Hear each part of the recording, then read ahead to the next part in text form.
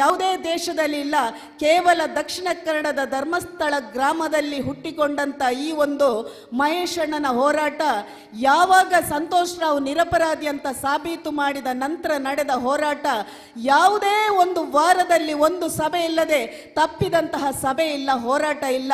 ಕೇವಲ ಕರ್ನಾಟಕ ರಾಜ್ಯ ಮಾತ್ರ ಅಲ್ಲ, ಕರ್ನಾಟಕ ಮತ್ತು ಇಡೀ ನಮ್ಮ ದೆಹಲಿಯನ್ನೇ ಮುಟ್ಟಿದಂತಹ ಒಂದು ಹೋರಾಟ ಒಂದಿದ್ದರೆ ಅದು ಸೌಜನ್ಯನ ಹೋರಾಟ. ಹಾಗಾಗಿ ಇದು ಸೌಜನ್ಯನ ಶಕ್ತಿ ಅಂತ ನಾನು ಹೇಳಲಿಕ್ಕೆ ಇಷ್ಟಪಡ್ತಾ ಇದ್ದೇನೆ. ಎಷ್ಟೋ ಕೊಲೆಗಳಾಗಿದೆ, ಎಷ್ಟೋ ಅತ್ಯಾಚಾರ ಆಗಿದೆ, ಎಷ್ಟೋ ಕೊಲೆಗಳಿಗೆ ನ್ಯಾಯ ಸಿಗಲಿಲ್ಲ. ಆದರೆ ಸೌಜನ್ಯನ ಅತ್ಯಾಚಾರ ಮತ್ತು ಕೊಲೆ ಹಾಗೆ ಅಲ್ಲ. 11 ವರ್ಷದಿಂದ ಸೌಜನ್ಯ ಜೀವ ಇಲ್ಲದಿದ್ದರೂ ಸೌಜನ್ಯ ಮಾತ್ರ ಎಲ್ಲರ ಹೃದಯದಲ್ಲಿ ಇಲ್ಲಿ ಇದ್ದಾಳೆ ಜೀವಂತವಾಗಿ. ಹಾಗಾಗಿ ಸೌಜನ್ಯ ಕೊನೆ ಆಗಲಿಲ್ಲ, ಸೌಜನ್ಯನ ಅಧ್ಯಾಯ ಇನ್ನೂ ಸಹ ಉಂಟು, ಮುಗಿಲಿಲ್ಲ ಅಂತ ನಾನು ಹೇಳಲಿಕ್ಕೆ ಇಷ್ಟಪಡ್ತಾ ಇದ್ದೇನೆ. ಇಲ್ಲಿ ನಾನು ಹೇಳಿದೆ ಕೆಲವರದು ಬಣ್ಣ ಬಯಲಾಯ್ತಾ ಅಂತ. ಈ ಒಂದು ಸೌಜನ್ಯನ ಹೋರಾಟದಿಂದ ಧರ್ಮಸ್ಥಳ ಗ್ರಾಮದಲ್ಲಿ ದುಡಿಯುವವರಂಥ ಕಚ್ಚೆಯ ಅಂಡರ್ ದುಡಿಯುವಂಥ ಎಷ್ಟೋ ಸಿಬ್ಬಂದಿಗಳಿಗೆ ಸ್ಯಾಲರಿ ಜಾಸ್ತಿ ಮಾಡಿದ್ರು, ಸಂಬಳ ಇಲ್ಲದ್ರೆ ಜುಜುಬಿ ಸಂಬಳ ಇತ್ತು. ಯಾವಾಗ ಹೋರಾಟ ಶುರು ಮಾಡಿದೇವ ಪ್ರತಿಯೊಬ್ಬರಿಗೂ ಸಂಬಳ ಜಾಸ್ತಿ ಆಯಿತು. ಯಾವ ದೇವಸ್ಥಾನಗಳಿಗೆ 10,000 ಕೊಟ್ಟು ಯಾವುದೋ ಒಳ್ಳೆ ದೇಣಿಗೆ ಕೊಡೋರು ಭಕ್ತರು 10 ಲಕ್ಷ ಕೊಟ್ಟರು, ತನ್ನ ಹೆಸರೇ ಮುಂದೆ ಬರಬೇಕು ಅಂತ ಪೂಜ್ಯರು ಅಂತ ಹಾಕಿಕೊಳ್ಳೋರು ಈಗ ಪ್ರತಿ ದೇವಸ್ಥಾನಕ್ಕೆ ಕೇಳಿದ ಕೂಡಲೇ 10 ಲಕ್ಷಕ್ಕಿಂತ ಜಾಸ್ತಿ ಕೊಡಲಿಕ್ಕೆ ಶುರು ಮಾಡಿದ್ರು. ಯಾರ ಕೈಯಿಂದಲ್ಲ, ಭಕ್ತರು ಹಾಕಿದ ಹುಂಡಿ ಹಣದಿಂದ. ಇದು ಸೌಜನ್ಯ ಮಾಡಿದ ಕೆಲಸ. ಕೆಲವು ಬದಲಾವಣೆ ಮಾಡಿದ್ಲು. ಯಾವುದೇ ಈ ಧರ್ಮಾಧಿಕಾರಿ ಅನ್ನಿಸಿಕೊಳ್ಳೋನನ್ನು ಕ್ಯೂ ನಿಂತು ನಾವು ಭೇಟಿ ಕೊಡಬೇಕಿತ್ತ? ಯಾವುದೋ ಒಂದು ಕರಪತ್ರ ಕೊಂಡೋಗಿ ಕೊಡುವಾಗ ಹಣ್ಣು ಹಂಪಲು ಕೊಟ್ಟು ಶಾಲ್ ಹಾಕಿ ಗೌರವಯುತವಾಗಿ ಅಲ್ಲಿ ಭೇಟಿ ಆಗಬೇಕಾ? ಗಂಟೆಗಟ್ಟಲೆ ಈತನನ್ನು ನಾವು ಕಾಯಬೇಕಿತ್ತ? ಆತನೇ ಈಗ ಮಾರ್ಗದಲ್ಲಿ ಬಂದು ನಿಲ್ಲುವ ಪರಿಸ್ಥಿತಿ. ಪ್ರತಿಯೊಬ್ಬರಿಗೂ ಹೋದರೆ ದೇವಸ್ಥಾನದ ಅನ್ನಛತ್ರದಲ್ಲಿ ಸಿಗ್ತಾನೆ, ಮುಂದೊಂದು ದಿನ ನೀವು ಹೋದರೆ ಒಂದು ಫೋಟೋ ತೆಗೆಯುವ ಅಂತ ಹೇಳಿದರೆ ನಿಮ್ಮ ಸೆಲ್ಫಿಗೂ ಸಿಗ್ತಾನೆ. ಇದು ಸೌಜನ್ಯ ತಂದ ಬದಲಾವಣೆ ಅಂತ ನಾನು ಹೇಳಲಿಕ್ಕೆ ಇಷ್ಟಪಡ್ತಾ ಇದ್ದೇನೆ. ನಮಗೆಲ್ಲರಿಗೂ ವೇದಿಕೆಯಲ್ಲಿ ಮಾತಾಡಿದ ಕೂಡಲೇ ಮಾನನಷ್ಟ ಕೇಸ್ ಹಾಕ್ತಾರೆ. ಮಾನನಷ್ಟ ಮಹೇಶಣ್ಣ ಪ್ರತಿ ವೇದಿಕೆಯಲ್ಲಿ ಹೇಳ್ತಾರೆ, ನನಗೆ 20 ಕೋಟಿ, ಅವರಿಗೆ 5 ಕೋಟಿ, ನನಗೂ 5 ಕೋಟಿ ಆ ಮಾನನಷ್ಟ ಗೊತ್ತಿಲ್ಲ. ಆದರೆ ನಾನು ಪ್ರಶ್ನೆ ಕೇಳಬೇಕು ಈತನಲ್ಲಿ, ಪ್ರತಿ ಸಲ ನೀವು ಮಾನನಷ್ಟ ಕೇಸ್ ಹಾಕುದು, ಆ ನಂತರ ನಾನು ಇವತ್ತು ಮಾತಾಡಿದನ್ನು ಸಹ ಅಲ್ಲಿ ಹೋಗ್ತದೆ, ಇನ್ನೊಂದು ನೋಟಿಸ್ ಬರ್ತದೆ. ಪ್ರಶ್ನೆ ಕೇಳಲಿಕ್ಕೆ ಇಚ್ಛೆ ಪಡ್ತಿದ್ದೇನೆ. ತಾಕತ್ತಿದ್ರೆ ನಿಮಗೆ ಮಾನ ಇದ್ರೆ ಒಂದು ಕರ್ಮಾಧಿಕಾರಿ ಸ್ಥಾನದಲ್ಲಿ ಕೂತವನಾಗಿದ್ರೆ, ಒಂದು ರಾಜ್ಯಸಭಾ ಮೆಂಬರ್ ಆಗಿದ್ರೆ, ತಾಕತ್ತಿದ್ರೆ ಪ್ರೆಸ್ ಮೀಟ್ ಮಾಡಿ ಕೇವಲ ಮಾನನಷ್ಟ ಕೇಸ್ ಹಾಕುದಲ್ಲ, ಹಾಕುದಿದ್ರೆ ನಿನ್ನ ಹೆಸರಲ್ಲಿ ಮಾನನಷ್ಟ ಕೇಸ್ ಹಾಕು. ಯಾವನೇ ಒಬ್ಬ ಶೀನಪ್ಪ ಅಂತ ಮಹೇಶಣ್ಣ ಹೇಳಿದಾಗೆ ಜಾತಿಯಲ್ಲಿ ಕುಲಾಲಂತೆ. ನಿನಗೂ ಶೀನಪ್ಪನಿಗೆ ಏನು ಸಂಬಂಧ? ರಕ್ತ ಸಂಬಂಧ ಇದೆಯಾ ಅಥವಾ ಏನೋ ಸಂಬಂಧ ಇರಬೇಕು. ಇಲ್ಲದಿದ್ರೆ ಪ್ರತಿ ವೇದಿಕೆಯಲ್ಲಿ ನಾವು ಮಾತಾಡಿದ ಕೂಡಲೇ ಮಾನನಷ್ಟ ಕೇಸ್ ಹಾಕುವ ಈ ಶೀನಪ್ಪ ಯಾರು ಅಂತ ನನಗೆ ಪ್ರಶ್ನೆ ಕೇಳಬೇಕು. ಕಚ್ಚವನಿಗೆ ನಾನು ಪ್ರಶ್ನೆ ಕೇಳ್ತಿದ್ದೇನೆ. ಗಂಡಸುತನ ಇದ್ರೆ, ರಾಜ್ಯಸಭಾ ಮೆಂಬರ್ ಆಗಿದ್ರೆ, ಮುಂದೊಂದು ದಿನ ಶೀನಪ್ಪನ ಮುಖಾಂತರ ನೀನು ಮಾನನಷ್ಟ ಕೇಸ್ ಹಾಕುದಲ್ಲ, ನಮ್ಗೆ ನೇರವಾಗಿ ನಿನ್ನ ಹೆಸರಲ್ಲೇ ಮಾನನಷ್ಟ ಕೇಸ್ ಹಾಕು ಅಂತ ಹೇಳಲಿಕ್ಕೆ ಇಷ್ಟಪಡ್ತಿದ್ದೇನೆ. ಯಾಕೆಂದ್ರೆ ಪ್ರತಿ ಹೋರಾಟದಲ್ಲಿ ಮಾತಾಡುವಾಗ ಕೇವಲ ಮಾನನಷ್ಟ ಅಲ್ಲ, ಈಗ ಪೊಲೀಸ್ ಅಧಿಕಾರಿಗಳಿಗೆ ತೊಂದರೆ ಕೊಡಲಿಕ್ಕೆ ಶುರು ಮಾಡಿದ್ದಾರೆ. ಪರ್ಮಿಷನ್ ಕೇಳಲಿಕ್ಕೆ ಹೋಗುವಾಗ ಹಣ ಕಟ್ಟಬೇಕು. ಮೊನ್ನೆ ಹೇಳಿದ್ರು ಮಹೇಶಣ್ಣ, ನೋಟಿಸ್ ಬಂದಿದೆ ಪೊಲೀಸ್ ಅಧಿಕಾರಿಗಳಿಗೆ, ನೀವು ಮಾತಾಡ್ತಿದ್ದೀರಿ, ನೀವು ಆಕ್ಷನ್ ತಗೊಳ್ಳೋದಿಲ್ಲ. ಹಾಗೆ ಎಲ್ಲರ ಹೆಸರು ಪೊಲೀಸ್ ಅಧಿಕಾರಿಗಳಿಗೂ ನೋಟಿಸ್ ಬಂದಿದೆ. ಕೇವಲ ಪೊಲೀಸ್ ಅಧಿಕಾರಿಗಳನ್ನು ಬಾಯಿ ಮುಚ್ಚಿಸ್ಕೊಂಡು ಕೂತ್ರೆ ಆಗುದಿಲ್ಲ. ನಾನು ಇದನ್ನೇ ಇನ್ನೊಮ್ಮೆ ಸವಾಲಾಗ್ತಿದ್ದೇನೆ. ನಿನಗೆ ತಾಕತ್ತಿದ್ರೆ ನೀನೇ ಕೇಸ್ ಮಾಡು, ನೀನೇ ಬಂದು ಪ್ರೆಸ್ ಮೀಟ್ ಮಾಡು. ಆದರೂ ನಾವು ಈ ಒಂದು ಹೋರಾಟದಿಂದ ಹಿಂಜರಿಯುವುದಿಲ್ಲ ಅಂತ ಹೇಳಲಿಕ್ಕೆ ನಿನಗೆ ಬಯಸ್ತಿದ್ದೇನೆ. ಪ್ರತಿಯೊಂದು ಸಭೆಯಲ್ಲಿ ನಾನು ಮೊದಲು ತಾಯಿಯಾಗಿ ಮಾತಾಡ್ತಿದ್ದೆ, ಗೌರವ ಕೊಡ್ತಿದ್ದೆ. ನೀವೊಂದು ನ್ಯಾಯಪೀಠದಲ್ಲಿ ನಿಂತವರು, ಸೌಜನ್ಯನಿಗೆ ನ್ಯಾಯ ತೆಗೆಸಿಕೊಡುವವರು ನಾನಾಗ್ಲಿ, ನನ್ನ ಕುಟುಂಬ ಆಗಲಿ, ನನ್ನಲ್ಲಿ ಕೆಲಸ ಮಾಡುವವರು ಯಾರು ಈ ಅತ್ಯಾಚಾರದಲ್ಲಿ ಭಾಗಿಯಾಗಲಿಲ್ಲ ಅಂತ ಆ ದೇವರ ಮುಂದೆ ಪ್ರಮಾಣ ಮಾಡಲಿ, ನಾನು ಬಂದು ಅಲ್ಲಿ ಒದ್ದೆ ಬಟ್ಟೆಯಲ್ಲಿ ಪ್ರಮಾಣ ಮಾಡ್ತೇನೆ ಹೇಳುವಾಗ ಒಂದೇ ಒಂದು ದಿವಸ ಬರದ ನಿನ್ನನ್ನು ನಾನು ಅವನು ಕರೆಯದೆ ಅವರು ಅಂತ ಕರೆಯುವ ಆ ಸ್ಥಾನ ನೀನು ಇಟ್ಕೊಳ್ಳಿಲ್ಲ, ಅಯೋಗ್ಯ ಅಂತ ಹೇಳಲಿಕ್ಕೆ ಇಷ್ಟಪಡ್ತಿದ್ದೇನೆ. ಇನ್ನೂ ಈ ಹೋರಾಟವನ್ನು ಹತ್ತಿಕ್ಕುದಾದ್ರೆ ಕೆಲವರು ಕೇಳ್ತಾ ಇದ್ದಾರೆ, ಅಕ್ಕ ಮಹೇಶಣ್ಣನ 11 ವರ್ಷದ ತಾಳ್ಮೆಗೆ ನಾವು ಮೆಚ್ಚುವಂಥದ್ದು, ಆದರೆ ನಮಗೆ ಈ ತಾಳ್ಮೆ ಸಾಕಾಗಿ ಹೋಗಿದೆ. ಯಾವಾಗ ಹೋರಾಟ ನಿಲ್ಲಿಸ್ತೀರಿ?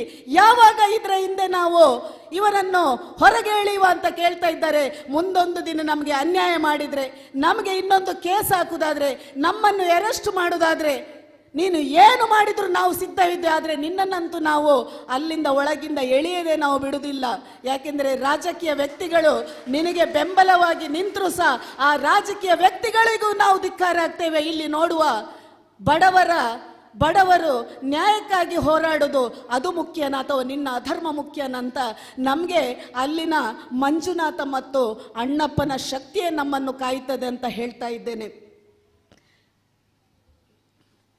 ಧರ್ಮಸ್ಥಳ ಗ್ರಾಮದಲ್ಲಿ ಮೊನ್ನೆ ಒಂದು ಸ್ಟೇಟ್ಮೆಂಟ್ ಕೊಡ್ತಾ ಇದ್ದಾನೆ ಕಚ್ಚೆಯವ.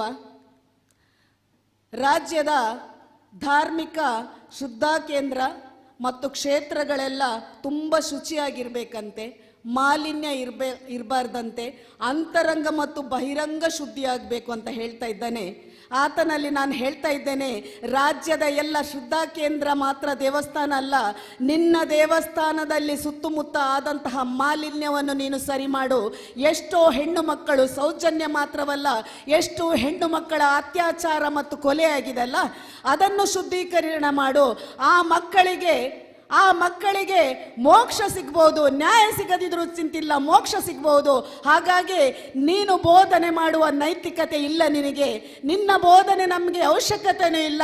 ನಮ್ಮ ದೇವಸ್ಥಾನ, ನಮ್ಮ ಧಾರ್ಮಿಕ ಕ್ಷೇತ್ರಗಳನ್ನು ಶುದ್ಧೀಕರಣ ಮಾಡಲಿಕ್ಕೂ ನಮ್ಮ ಅಂತರಂಗ ಮತ್ತು ಬಹಿರಂಗ ಶುದ್ಧಿ ಉಂಟು. ಹಾಗಾಗಿ ನಿನ್ನಲ್ಲಿ ಇನ್ನೊಮ್ಮೆ ನಾನು ಸವಾಲು ಮಾಡ್ತಾ ಇದ್ದೇನೆ, ಕೇವಲ ದೇವಸ್ಥಾನ ಅಲ್ಲ, ನಿನ್ನಲ್ಲಿದ್ದ ಕೊಚ್ಚೆಗಳನ್ನೆಲ್ಲ ನೀನು ಸರಿ ಮಾಡಿದರೆ ನ್ಯಾಯದ ಪರ ಹೇಗೂ ನೀನು ನಿಲ್ಲುವುದಿಲ್ಲ, ಅನ್ಯಾಯದ ಪರವೇ ನಿಂತವನು ನೀನು ಮೊನ್ನದು ಅಲ್ಲಿ ಶುದ್ಧೀಕರಣ ಮಾಡುವಂತ ನಾನು ನಿನಗೆ ಹೇಳ್ತಾ ಇದ್ದೇನೆ.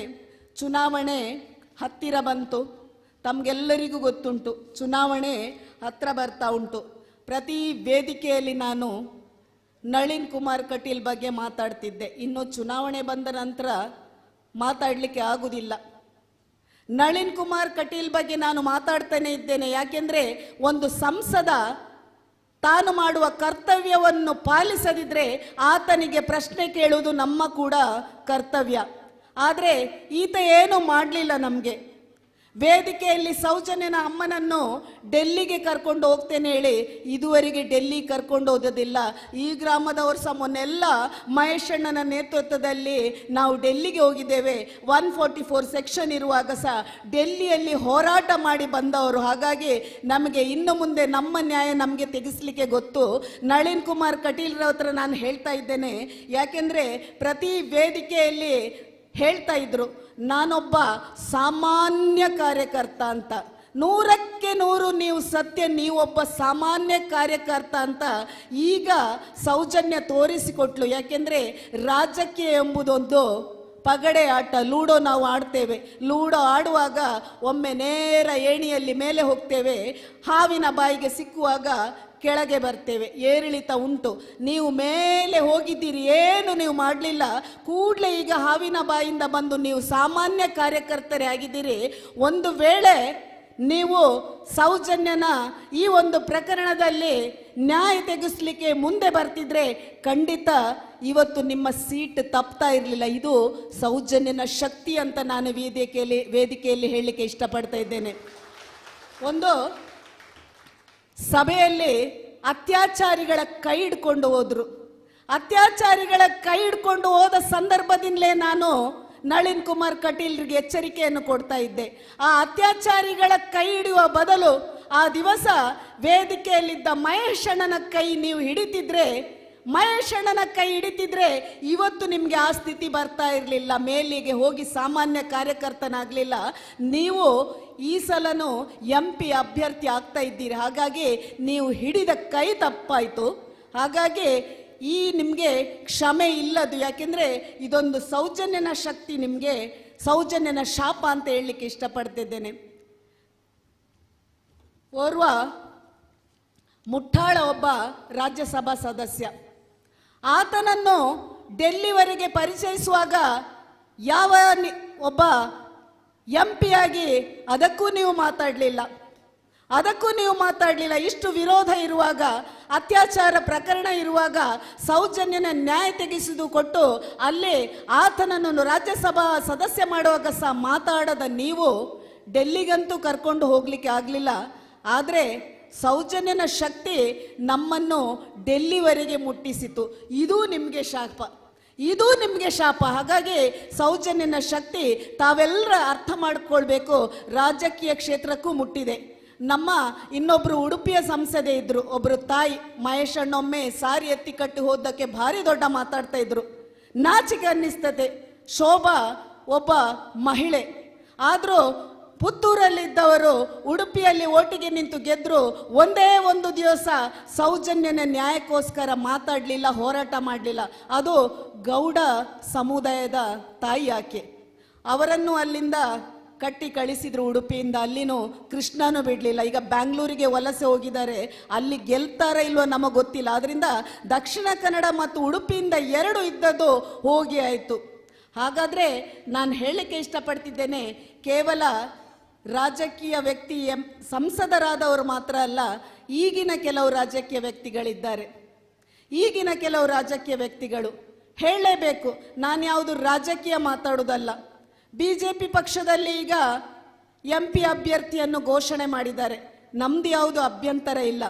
ಆದರೆ MP ಅಭ್ಯರ್ಥಿ ಆದವನು ನಮ್ಮ ಯಡಿಯೂರಪ್ಪನ ಮಗ ಅಧ್ಯಕ್ಷ ಮತ್ತು ಜಿಲ್ಲಾಧ್ಯಕ್ಷ ಸತೀಶ್ ಕುಂಪಳರ ಜೊತೆ ಬಂದು ಧರ್ಮಸ್ಥಳ ದೇವರ ದರ್ಶನ ಮಾಡಿದರು. ನಮ್ದೇನು ಅಭ್ಯಂತರ ಇಲ್ಲ. ದೇವಸ್ಥಾನ ದರ್ಶನ ಮಾಡಿಕೊಂಡು ಬಂದವರು ಅದೇ ಮಾರ್ಗದಲ್ಲಿ ಪಾಂಗಾಳದಲ್ಲಿದ್ದ ಆ ಸೌಜನ್ಯನ ಅಮ್ಮನ ಮನೆಗೆ ಭೇಟಿ ಕೊಡಲಿಕ್ಕೆ ಇವರಿಗೆ ತಾಕತ್ತಿಲ್ಲ. ದಕ್ಷಿಣ ಕನ್ನಡದ ಜಿಲ್ಲಾಧ್ಯಕ್ಷ ಆಗಲಿ, ದಕ್ಷಿಣ ಕನ್ನಡದ ಒಬ್ಬ ಲೋಕಸಭಾ ಸಂಸದ ಚುನಾವಣೆಗೆ ನಿಲ್ಲುವವನಿಗೆ ಇದುವರೆಗೆ ಸೌಜನ್ಯನ ಅಮ್ಮನ ಮನೆಗೆ ದಾರಿ ಕಾಣಲಿಲ್ಲ. ಯಾಕೆ ಈ ಪ್ರಶ್ನೆ ನಾವು ಎತ್ತಬೇಕಲ್ಲ. ನಾನು ಯಾರನ್ನು ತೇಜೋವಧೆ ಮಾಡೋದಲ್ಲ, ಈ ಪ್ರಶ್ನೆ ನಾವು ಎತ್ತಬೇಕು. ಇನ್ನು ಚುನಾವಣೆ ಬಂದ ನಂತರ ನಾವು ನಿಮ್ಮೊಂದಿಗೆ ಇದ್ದೇವಂತ ಹೇಳುವುದಲ್ಲ. ತಾಕತ್ತಿದ್ರೆ ಚುನಾವಣೆ ಬರುವ ಮೊದಲು ನಾನು ಬ್ರಿಜೇಶ್ ಚೌಟನಲ್ಲಿ ನೇರವಾಗಿ ಪ್ರಶ್ನೆ ಮಾಡ್ತಾ ಇದ್ದೇನೆ. ಚುನಾವಣೆ ಬರುವ ಮೊದಲು ಆ ರಾಜ್ಯಸಭಾ ಮೆಂಬರ್ ಅನ್ನು ಮೋದಿಯವರ ಹತ್ರ ಹೇಳಿ ಕೆಳಗಿಳಿಸು. ಹಾಗಾದ್ರೆ ಮಾತ್ರ ನೀನೊಂದು ನಿಜವಾದ ಇಲ್ಲಿ ಲೋಕಸಭಾ ಅಭ್ಯರ್ಥಿ ಅಂತ ಹೇಳಲಿಕ್ಕೆ ಲಾಯಕ್ ಅಂತ ಹೇಳ್ತೇನೆ. ಅದನ್ನು ಮಾಡಿ ತೋರಿಸು. ಮತ್ತೆ ಸೌಜನ್ಯನ ಜೊತೆ ನಾನಿದ್ದೇನೆ, ಹೋರಾಟದಲ್ಲಿ ನಾನಿದ್ದೇನೆ ಅಂತ ನ್ಯಾಯಕ್ಕಾಗಿ ನಮ್ಮ ವೇದಿಕೆಯಲ್ಲಿ ಬಂದು ಬೆಂಬಲ ತೋರಿಸು.